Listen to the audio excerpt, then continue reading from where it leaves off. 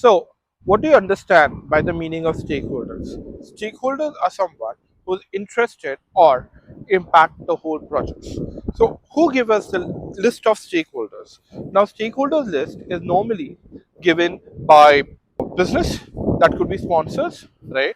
However, that may or may not be a complete list. Then how do you understand the complete list? That could be a main agenda, right? So for ease, I have identified or categorized them into three main categories. One is business stakeholders, second is project stakeholders, and third is external stakeholders. Now, business stakeholders are someone who works for the project. That could be the end users, customers, managers, employees, directors, partners, and so on. Now, then who are external stakeholders? External stakeholders are regulatory bodies, could be suppliers and competitors depending on the project. Why do we need to understand about regulatory bodies and competitor? Isn't that a good question? Why not?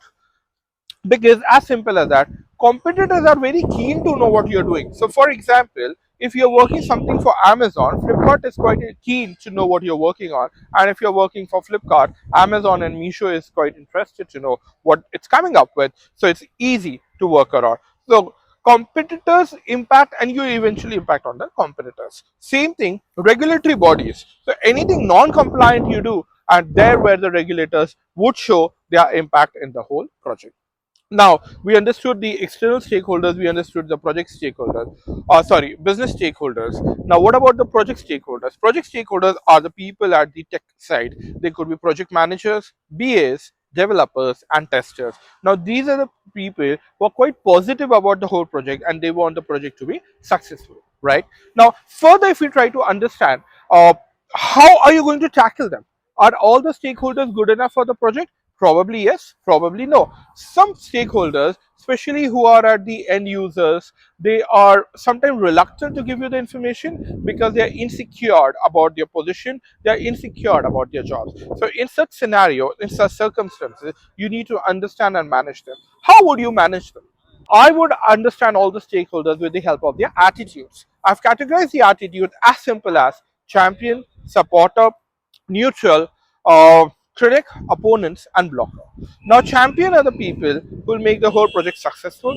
Supporters will support but may not actively promote, and so on. And blockers eventually we know will block the project.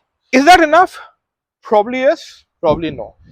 What if you also need to understand their power and interest? So if it's very easy to understand which stakeholder have how much power and interest, this is quite dynamic position because someone who is a end user but maybe in the system from 20 years, he would have high power for the whole project rather than having a low project. So I've identified a power interest grid. If you need a template, you can ask me and we'll share the details about it. The power interest grid help you to understand which stakeholder should be given what position, and accordingly you could strategize and work with them for the overall. Now in the next video, I'll help you understand with a simple example about the power interest grid, how we can identify and how we can work about them. Also, I'll talk about the RASI metrics. Thank you.